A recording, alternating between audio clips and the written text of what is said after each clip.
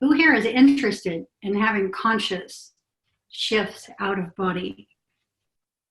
Okay. For everyone? Okay. All right. Everybody's central nervous system is ready? We're sure. Oh, that's right. Yeah, good, because that's my job. And there's a reason for this, and that is because. Question. Oh, yes. Do you mean right now? Because right now in this moment, or you mean in general? I mean, yeah, no, not right now. Right now we're going to have the talk, but we're going to have the talk about what we can do to begin readying the central nervous system, readying our personal minds and energy systems for that. Because what happens with the conscious shifts, as Jan was explaining a little bit earlier, is more information and energy is going to come down into the physical construct. And this is not always pleasant. So we have to have this part of ourselves ready for the experience. So there's quite a lot we can do in that regard, and that's what I'm hoping we can begin to talk about today. We're graduating from the personal private reality we have been in the majority of our lives. Now, most of us have had more awareness within that construct than most of the others, most of what I call the earth humans here on the learning program. So in my way of conceptualizing the people that are here and beings, because I'm going to include the animals, plants, and mineral kingdom in this as well. The majority of those here are on the learning program.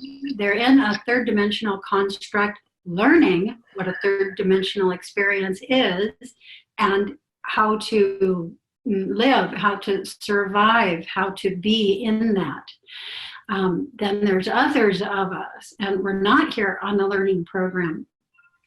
We're graduates. We've already graduated our third dimensional paradigm, our third grade class, and from another dimension have returned to this one to help, because here we got stuck. Here something happened, and I'm not going to go into what happened because there's all kinds of stories and ways of conceptualizing this as well. The main point being, we are graduates who came back to assist. And that's why we have this greater awareness and experiences that are not usual to the rule set here. The conscious shifts out of body are a part of the process of our graduating back out of the third dimensional construct, which we have to do again. And we have to do it without losing conscious awareness. As soon as you lose conscious awareness, as soon as you fall asleep, you fall back into the more narrow parameter. And so the graduation back out of 3D through 4D, 5D, 6D, wherever it is that we're going back to, has to be done in full conscious awareness. If it's not done in full conscious awareness, another way of saying this is we're still stuck. And there will be an incarnation and another body here repeatedly until we're able to, make the grade, get enough energy and momentum going to hold that conscious awareness through the shift, back through the dimensions, back through the frequencies to where we actually are and are projecting here from, in my own way of viewing things. Okay, did that make sense? Yeah. Again, as I said, more as we do this in full conscious awareness, more energy and information is coming into our physical constructs and therefore into the physical field, into the earth life experience itself. And that gets given to that construct to help others. So these two things are happening co-simultaneously. It's not an either or. The either or is a part of the duality construct and thinking patterns that the beings here on the learning program are using, but we need to jump out of that construct. We have to know that either or does not work in our function. We have to jump into the infinite and, as I like to call it. So it's not like you have OBEs to get out of here and we're leaving this behind. No, that's how the 3D people will think of it, though, because they're only able to be in the one place at a time. When you begin graduating out of the duality construct, you're graduating out of that thought construct and experience of being in just one place at a time.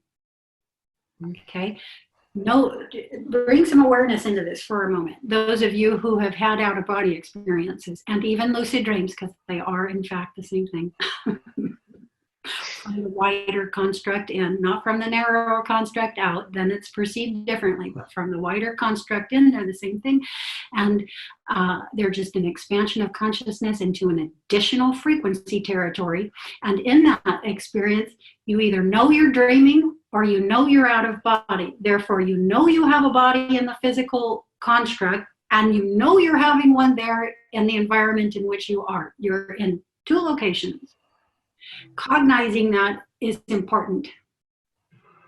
It's really important because at the basis, that's what the out-of-body experience is and is going to be. You occupying more and more territory, more and more of the bodies, the more and more of the incarnations you are experiencing in right here, right now, not just on this planet, but in the all of right here, right now. Okay? All right, so where should we dive in? Should we dive into experiences we've had and questions we have in their regard? Or should we dive into what we can do in our physical realities to begin preparing our central nervous system for the conscious out of body? So the really big thing that we're doing is we're learning how to keep the conscious mind awake. That means Casey awake, Deshanta awake, Jan awake. Okay? When in a frequency of vibration that is not our home territory. Okay, our home territory, the earth life, this is the predominant beta brainwave structure. And we're very used to, in fact, when we're in that beta brainwave structure is when we consider ourselves awake, right?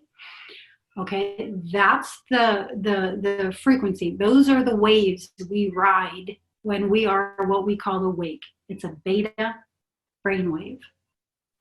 Okay, I should say it's a predominantly beta brainwave because the other frequencies are in there. It's just predominant in the beta. Okay, and what we want to be able to do is to stay awake, keep the beta awake while in the alpha. So this is what parallel processing sort of thing, split. That's how Tom would put it, parallel processing. Parallel processing. Like this. And so this is what the meditation is for. When we're doing the meditations, when you calm and quiet the mind, we're moving out of the beta brainwave structure and into the predominant alpha. And you'll notice that if you sit for long enough, you fall asleep. And so the practice of meditation is the practice of staying awake while those brainwaves shift through the predominant beta into the predominant alpha and much beyond. Because meditation, you can get into the deep delta and deep thetas too. Okay, but it's about staying awake in that. So keeping the beta awake within the alpha, the beta and the alpha awake within the theta. This is how I was able to be in 4 or 5 places at the same time in my OBEs. Okay, and then the beta, alpha, theta awake in the delta. Okay, and that structure right there, I've shown you guys that necklace with the concentric circles. That's what that's all about. Those are the levels of consciousness. It has the equal cross through the middle, which is the horizontal and vertical axis that we experience the visual field realities by. There is the ground level view and the aerial aspect that's always with you, your higher self. 2 components of a whole. The most important part of preparing the central nervous system, I feel, is preparing the physical component, because you have to be able to carry this extra information and energy without your system being compromised. If your system goes down, what happens when you put too much energy or electricity into something that can't handle that much energy and electricity? Think of a 50-watt light bulb and attempting to put 200 watts through it. What happens to the light bulb? It breaks. The body needs a lot of water when making conscious shifts out of body. It needs a good quality water, and the water here is not real great anymore. So another thing we can look into is how we can purify and energize our water and making your system able to absorb the water. How do we do that? If the water's just running through us and taking what few nutrients and minerals are available to us these days out with it, what good? So we need to be able to absorb and utilize the water we're taking in. How do we do it? How do you move anything in the body?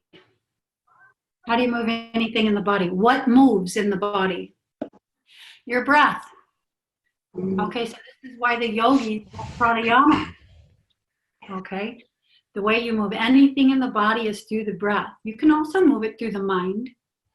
Idea, thought does move and can move things in the body, but most people aren't able to focus on a thought long enough for it to take effect in the physical structure. And so the breath is more physical, and it has a more physical connection with the body.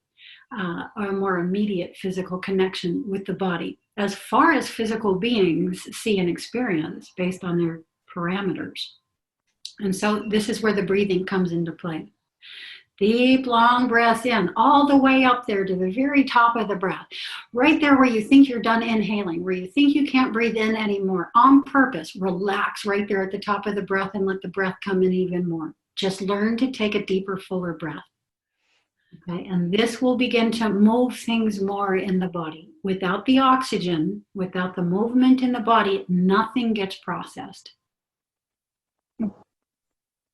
Okay, so that's one way to improve the absorption of anything you take into the body, and also the water. Keeping it hydrated, number one. The hydration isn't just good for the body, and the fact that it will be taking in more information, more energy, higher flows, higher frequencies. It's also good, just a moment, I'm getting something different. It's also good for our biggest challenge, start to finish, and that's making it back with the data. A lot of us are having these experiences, are having lucid dreams, are consciously even going out of body in the middle of the night, but having many sleep cycles before waking proper, and just aren't making it back with the data. Okay, so water is essential for this. Hydration, keeping the cells of the body hydrated, the whole central nervous system, fluid, moving and functioning, will kick up your recall. So water, breathing, okay, the breathing is the really big thing that keeps things moving in the body and keeps things alive in the body, right? What happens when we stop breathing? Not good. For good. Okay, so it's what keeps things moving, keeps things alive, keeps things going.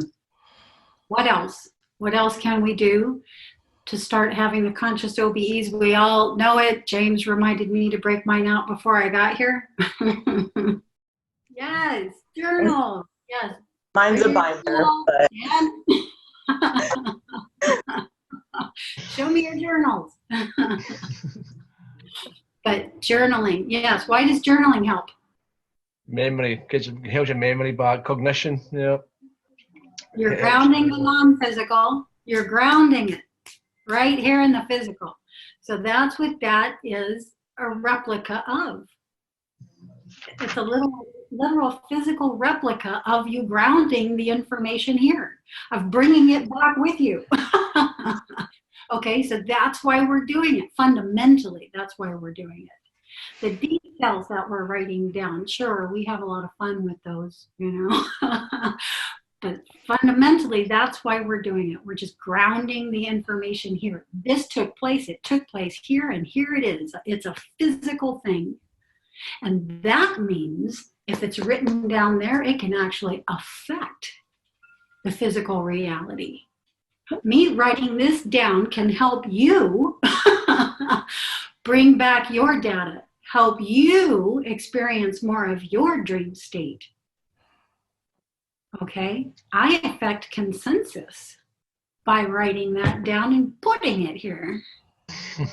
Act as simple as that. Okay, who's getting goosebumps? That's just super cool, right? Yes, does something in and to us also. There's also that. I mean, this is big. The journaling is a lot bigger than what we normally let ourselves cognize on a steady, ongoing basis anyway. There may be moments of us cognizing, this is super important, but there's almost nothing more important.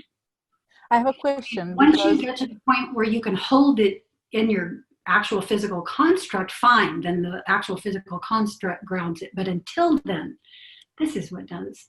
Not many people who are with me now were with me then, but if you went back into the videos, you would see me noting that in out-of-body experiences, the way that what I stopped to do before I got back to the physical was I stopped in the etheric version of my room, got my journal and wrote everything down. And it was the part of the experience that I wrote down there that I was able to hold on to here. Okay, but it's really, really, really, really important. Yeah, put fear in the back seat, throw curiosity in the front, look at that and wonder, what is this? What is this? Why is it here? Yeah, and just go right into it. That's another, thing that we can do with it. We can put these right in front of us. We're like, we get back from some of these experiences and we're like, what was that? What was that? And so again, we put it here and we put it in front of us, and it's another thing to go into and through. Yeah, until we can complete with it, until we know. Okay, now let's go into the fear factor next, because when we're making the conscious shifts out of body, you will experience through the body system what I have coined wild physical body phenomena.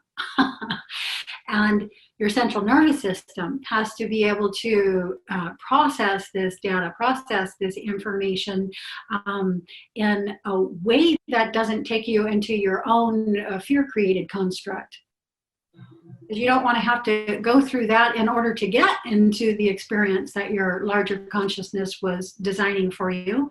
You want to go directly into that. Okay?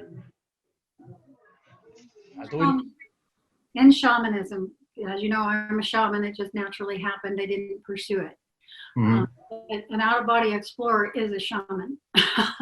Yeah, so much as such.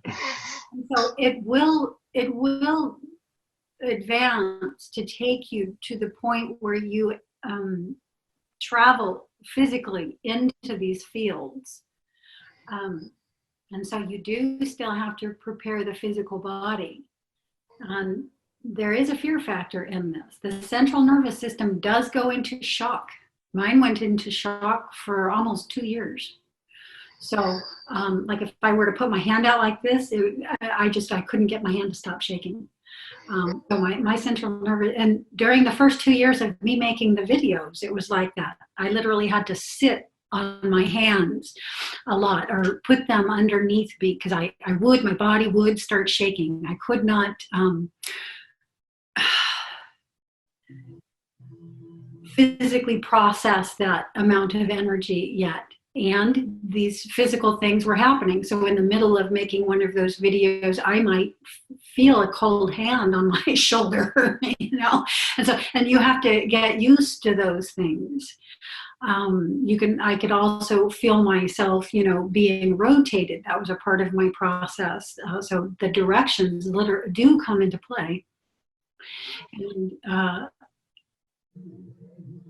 my body would be oriented one way, and my other bodies would be rotated in a very precise fashion, and then that would open up the whole spectrum to me. Boom, I would be here, here, here, here, and here, observing the field. But in the transition into them, when it is in the full conscious awareness, and when I'm going to say your physicality is taken with you, when you end up there physically, you go like this and you touch yourself and you have the same physical sensations that you do here. You may not look like yourself. I rarely looked like myself, but the same experience is there. And again, the central nervous system goes into shock. So again, the water is very helpful with this. Again, the breathing is very helpful with this. Again, the grounding of the information into a format aside from your physical structure to hold some of that energy and information for you is important. All of these things are important in preparatory stages for the central nervous shock. In my own experience, it wasn't a single out-of-body experience. It was conscious out-of-body experiences 2-3 times a week that grew into 5 and 6 times a week for 4 years straight. So that was a long period of time. There was no acclimation time. It's not an out-of-body experience that I get 10 years to process. That's an out-of-body experience that I barely even get a day to process. Yeah. And so maybe the amount of shock my physical system went through was greater than what other people will experience. I don't know, but I would like to help you prepare for that so that you don't put the brakes on the experience. When it begins, that momentum took you a lot to build to get to it. And you definitely don't want to prematurely put on the brakes before it has a chance to really take off. I don't feel that it is here yet. I feel that it is happening, but that, the full collapse has not yet happened, but that is imminent because it's part of what the 3D construct will experience as the reset, and what others of us who are going out into something more are going to experience as the jumping off point. So when the cycles pattern through, there's always where the cycle perceptually begins and where the cycle perceptually ends, and we're at that. So I feel that there is going to be I think that our skills are going to be needed. In other words, there are those of us who we're going to need the precognitives. We're going to need the channels. We're going to we're going to need the crystal healers. We're going to need the crystal communicators, those who can communicate with crystals off planet. So like it's all going to come. Those who are the shamans. Who can transition out physically. To gain information to bring back as to what's happening and where people are. There, likely will be people that are lost. I'm somebody who did, in the beginning of my experience the tsunamis that were probable to occur in systems in which my construct would also be present. And so I don't know if others of you have also, but a part of this has to do with the imperative I myself feel to bring through our skills and our skill sets. And again, not just discovering what they are, but learning how to use them. It's taken me years just to get to the point where I am right now with the crystal. I'm still more baffled than anything else. I still don't have much skill with it. So we need to get the skill and develop the skills and be able to use the skills as readily as we can use contemporary technology, Today. I could go on and on and on, but rather than that, let's go ahead and schedule another of these meetings if any or all of you are interested. And Jan, I'm going to thank Jan publicly. Jan has joined our patron group. So I want to thank you so much for helping to support Jan. And the more that happens, the more I can transition off of my day job and focus more fully here, which is, what I want to do. It doesn't take much, but it's going to take some doing to get there. And I thank you for helping me get there. All of us get there.